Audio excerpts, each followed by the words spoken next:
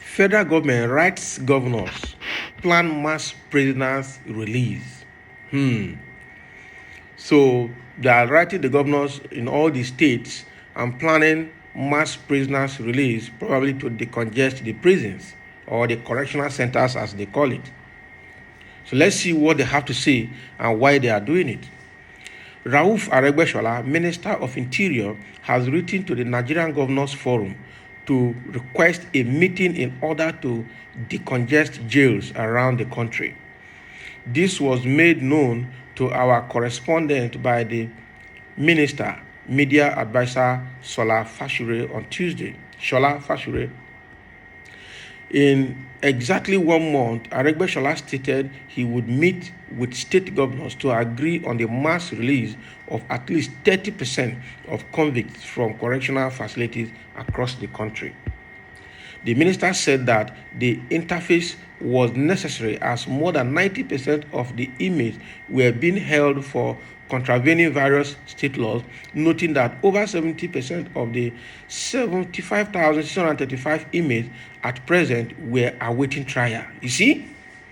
Because the system is not good anymore. The judicial system is no longer smooth. He said that the federal offenders in the system were far fewer than 10%, adding that the bulk of people in custody were those who had run afoul of state laws. Aregbesola said that they were therefore being kept under the legal jurisdiction of their respective states. The minister added that the decongestion of 253 custodial centers nationwide was necessary as some of the inmates have no reason to remain in custody. However, speaking on the action taken by the minister, Fashure said the minister has written to the Governors Forum, but he has not met with them because they will have to communicate with him and give him a date. He wrote to them with the request that he wants to meet with them, but he is yet to get a response. In other words, the meeting has not been held. Meanwhile, the federal government on Tuesday revealed that over 12,000 inmates were released from various correctional centers across the country within the last 6 years, in line with the policy of prison decongestion. Attorney General of the Federation and Minister of Justice Abubakar Malami stated this to members of the Senate Committee on Judiciary, Human Rights and Legal Matters during 2023 budget defense session with the committee. Malami, who made the declaration in response to questions from Senator Ajibola Bashiru, APC Osun Central, said the federal government was able to decongest prisons across the country through policy actions aside from the Administration of Criminal Justice Act, meant for expeditious dispensation of justice. When this government came on board in 2015, the problem of prison congestion was at the front burner of national discourse, which made President Muhammadu Buhari to set machineries in motion in different ways for required solution. One of such machineries set in motion was a presidential committee set up for prison decongestion, which liaised with other stakeholders in the justice sector for way out. Aside from the committee, Mr. President himself also wrote letters to the 36 state governors and chief justice of the federation of the states for required visitation to prisons and exercise of prerogative of mercies from time to time. One of such visitations made by the governor of Kano State, Abdullahi Ganduje, about 500 inmates were granted pardon in one day, totality of which had led to a release of over 12,000 inmates across the country within the last 6 months. Special attention was given to awaiting trial persons who constitute the bulk of the inmates across the various correctional centers in the country by taking magistrates and judges to the centers for on-the-spot dispensation of justice. Earlier in this remark, the chairman of the committee, Senator Okpayemi Bamidele, APC Ekiti Central, said the 2023 budget estimates estimates for the Federal Ministry of Justice and its agencies as contained in the appropriation bill submitted by President Muhammadu Buhari is 71.291 billion naira. So what they're trying to do now is to decongest the prisons in all the states now that they want to leave office.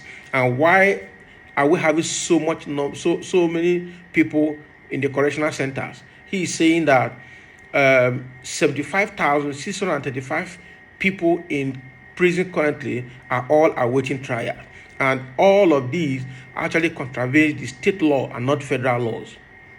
So what are we saying now? So the judicial system in the state is bad. All right, in all the states, that is what it means. The processes have been cracked and have been poorly managed. If you go and check these people now, some of them are just suspects without substantial evidence to hold them down. Some of them are just suspects in custody for years, no trial, no release, nothing. They just abandon them there. Is it not violation against human rights? You arrest somebody, you cannot substantiate the case against the person, no arrest warrant, you lock the person up, no trial is done. That is why in Nigeria, once you put a case in the court, be sure that court case will stay for 2, 3, 4, 5, 6 years and will be rolling. The lawyers will be smiling into their pocket against the wish of whoever that hired them to represent or to defend them.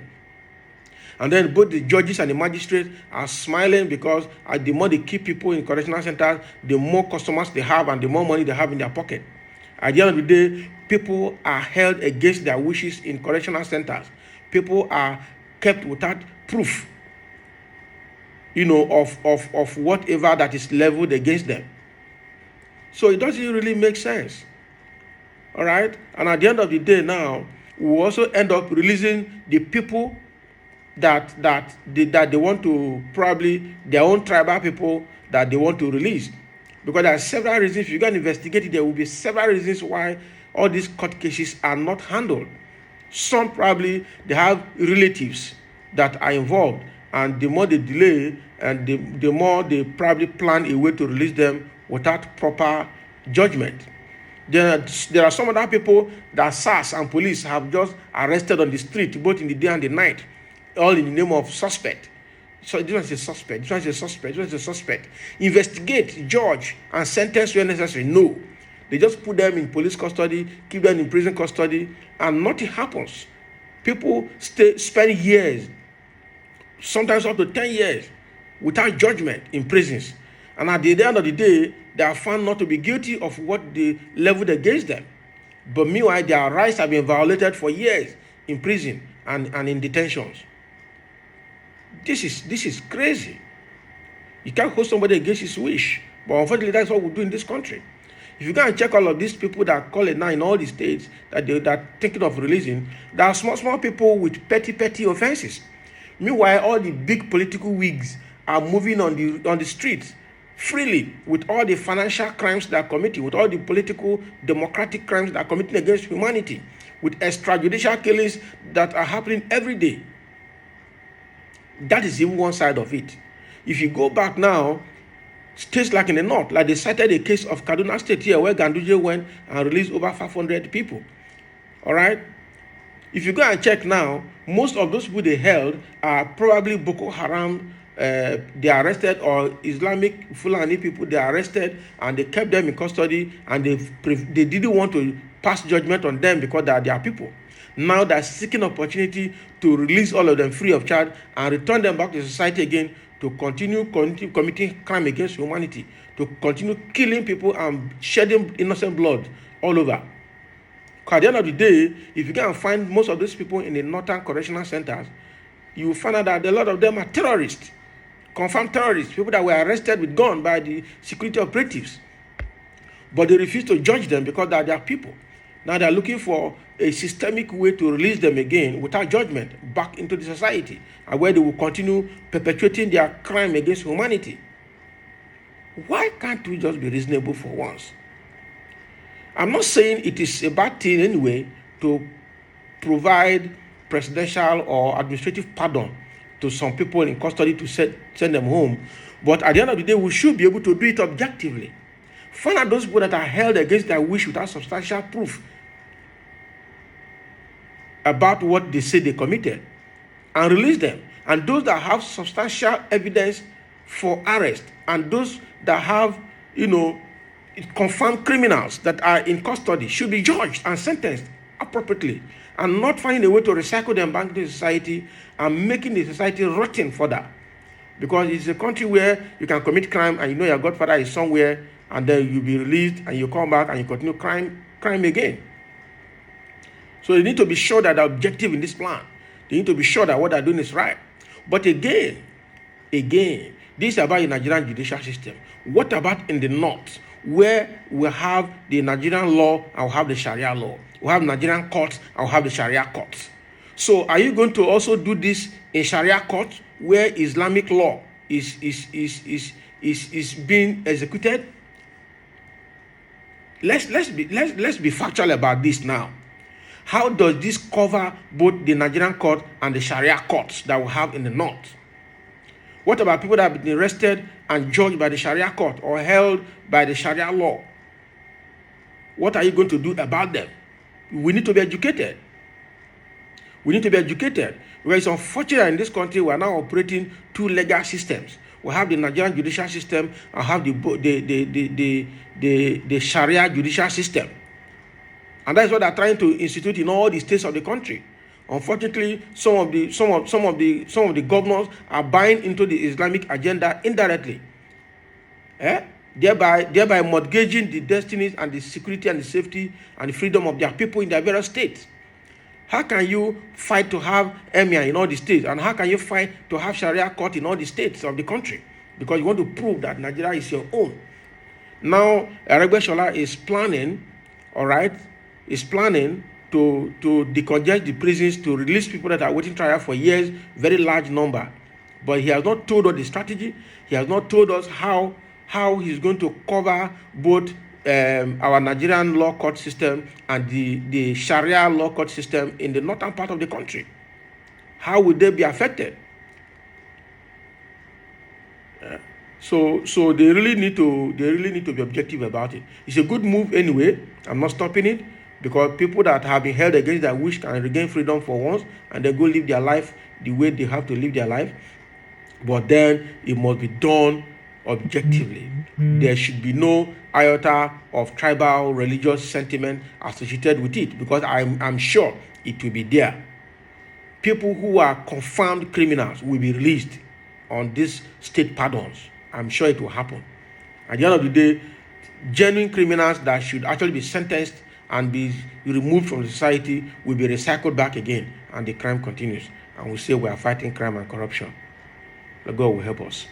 So that is what Aregbesola is planning to do with the state governors. He is awaiting response from the state governors after writing letter to them, so that they can fix a date, they can meet and discuss how and why and the strategy they are going to use to get it done, so as to decongest the correctional centers across all the 36 states in the country.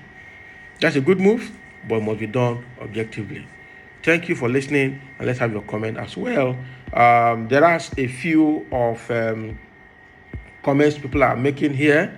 Somebody says it's designed for the release of terrorists. All right, terrorist members that are behind bars, so that they can be brought to join the security agencies of their terrorist choice, the Fulani agenda. That is what somebody is saying, and that's maybe in alignment to what I said earlier. A ploy to get Boko Haram terrorists and Fulani bandits released. I see. So everybody's having the same thinking, because it's not going to be far from that. Just like I said earlier, it's not going to be far from that. And Aregbesola, the only example he gave here is the Ganduje of Kano State.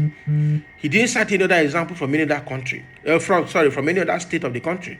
He cited only one example where the governor visited and released over 500 inmates, and that was only Kano State. So meaning there is an Islamic interest in this plan. It cannot be ruled out, and it will happen. Well, again, let's see how they will get it done. Thank you for listening, and let's follow through. Let's monitor them and see what will come of it.